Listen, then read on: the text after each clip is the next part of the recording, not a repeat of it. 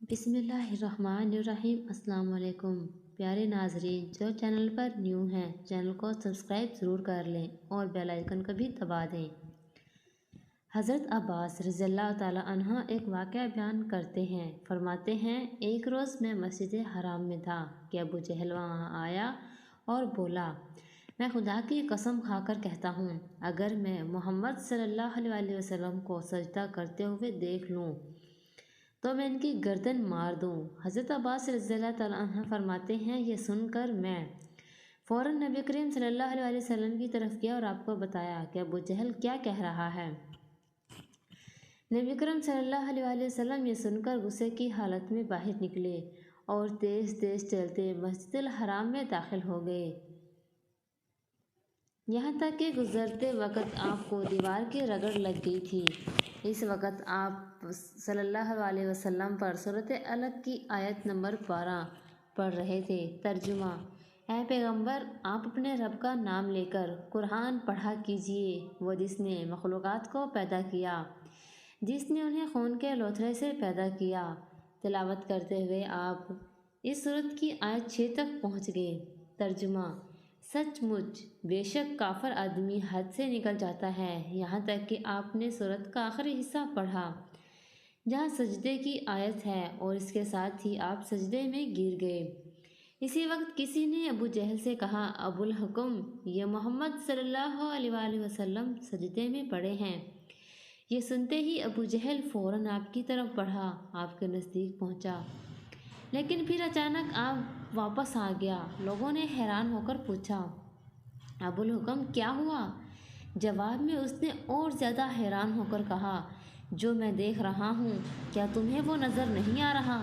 اس کی بات سن کر لوگ اور زیادہ حیران ہو گئے اور بولے، تمہیں کیا نظر آ رہا ہے ابو الحکم؟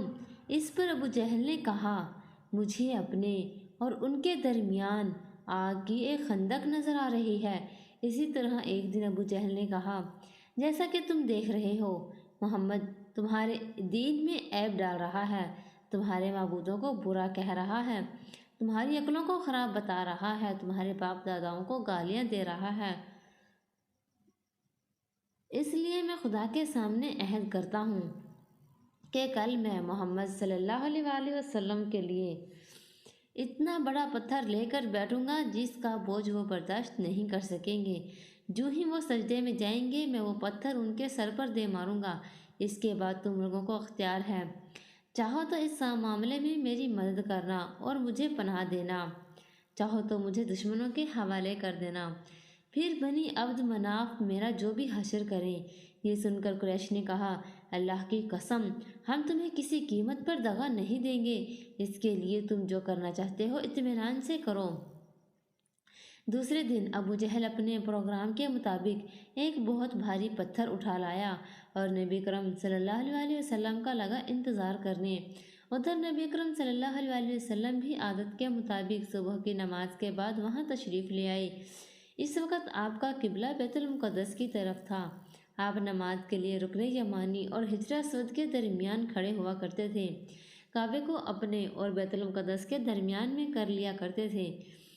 آپ نے آتے ہی نماز کی نیت باندھ لی۔ ادھر قریش کے لوگ اپنے اپنے گھروں میں بیٹھے انتظار کر رہے تھے کہ دیکھیں آج کیا ہوتا ہے، ابو جہل اپنے پروگرام میں کامیاب ہوتا بھی ہے یا نہیں۔ پھر جو ہی آپ سجدے میں گئی، ابو جہل نے پتھر اٹھایا اور آپ کی طرف بڑھا۔ جیسے ہی وہ آپ کے نزدیک ہوا، ایک دم اس پر لرزہ طاری ہو گیا، چہرے کا رنگ اڑ گیا، گھبراہٹ کے عالم میں وہاں سے پیچھے ہٹ آیا۔ ادھر پتھر پر اس کے ہاتھ اس طرح جم گئے کہ اس نے چاہا ہاتھ اس پر سے ہٹا لے، لیکن ہٹا نہ سکا۔ قریش کے لوگ فوراً اس کے گرد جمع ہو گئے اور بولے، ابو الحکم کیا ہوا؟ اس نے جواب دیا، میں نے رات کو تم سے جو کہا تھا اس کو پورا کرنے کے لیے میں محمد کی طرف بڑھا، مگر جیسے ہی ان کی طرف پہنچا، ایک جوان اونٹ میرے راستے میں آ گیا۔ میں نے اس جیسا زبردست اونٹ آج تک نہیں دیکھا۔ وہ ایک دم میری طرف بڑھا جیسے وہ مجھے کھا لے گا۔ جب اس واقعے کا ذکر نبی کرم صلی اللہ علیہ وسلم سے کیا گیا تو آپ صلی اللہ علیہ وسلم نے فرمایا، وہ جبریل علیہ السلام تھے، اگر وہ میرے نزدیک آتا تو وہ اسے ضرور پکڑ لیتے۔ ایک روز نبی کرم صلی اللہ علیہ وسلم خانہ کعبہ میں نماز پڑھ رہے تھے کہ ابو جہل آپ کے پاس آیا اور بولا، کیا میں نے آپ کو اس سے منع نہیں کیا تھا؟ آپ جانتے ہیں میں سب سے بڑے گروہ والا ہوں۔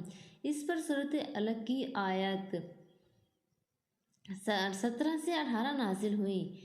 سو یہ اپنے گروہ کے لوگوں کو بلا لے، اگر اس نے ایسا کیا تو ہم بھی دوزخ کے پیاتوں کو بلا لیں گے۔ حضرت ابن عباس رضی اللہ تعالیٰ عنہ فرماتے ہیں، اگر ابو جہل اپنے گروہ کو بلاتا تو اللہ تعالیٰ کے عذاب کے فرشتے اسے پکڑ کر تہس نہس کر دیتے۔ ایک روز ابو جہل حضور نبی کریم صلی اللہ علیہ وسلم کے سامنے آیا اور آپ صلی اللہ علیہ وسلم سے مخاطب ہوا، آپ کو معلوم ہے میں بطحا والوں کا محافظ ہوں اور میں یہاں ایک شریف ترین شخص ہوں۔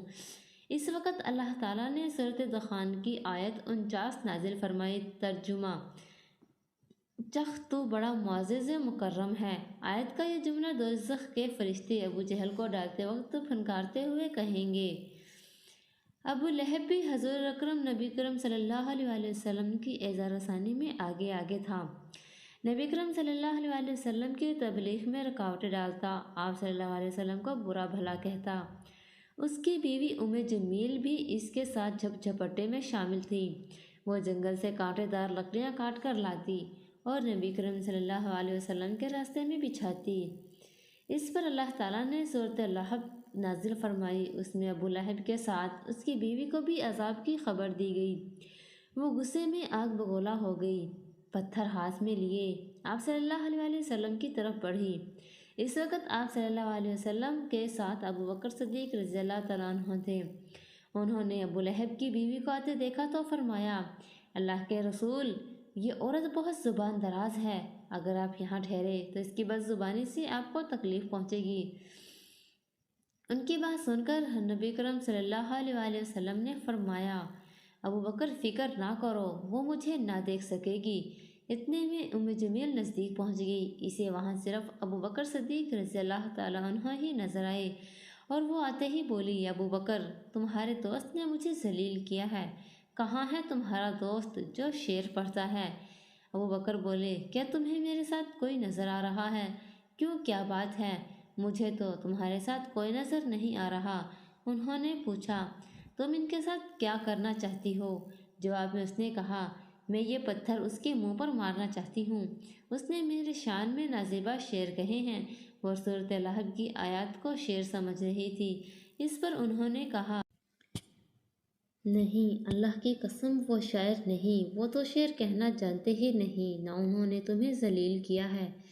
یہ سن کر وہ واپس لوٹ گئی۔ بعد میں ابو بکر صدیق رضی اللہ تعالیٰ عنہ نے آپ صلی اللہ علیہ وسلم سے پوچھا، اللہ کے رسول صلی اللہ علیہ وسلم، وہ آپ کو دیکھ کیوں نہیں سکی؟ آپ صلی اللہ علیہ وسلم نے ارشاد فرمایا، ایک فرشتے نے مجھے اپنے پروں میں چھپا لیا تھا۔ ایک روایت کے مطابق آپ نے جو جواب ارشاد فرمایا تھا، میرے اور ان کے درمیان ایک آڑ پیدا کر دی گئی تھی۔ ابو لہب کے ایک بیٹے کا نام عتبہ تھا اور دوسرے کا نام عتیبہ۔ اعلان نبوت سے پہلے رسول اکرم صلی اللہ علیہ وسلم نے اپنی دونوں بیٹیوں حضرت رقیہ اور حضرت ام کلثوم رضی اللہ تعالیٰ عنہ کا نکاح ابو لہب کے ان دونوں بیٹوں سے کر دیا تھا۔ یہ صرف نکاح ہوا تھا، ابھی رخصتی نہیں ہوئی تھی۔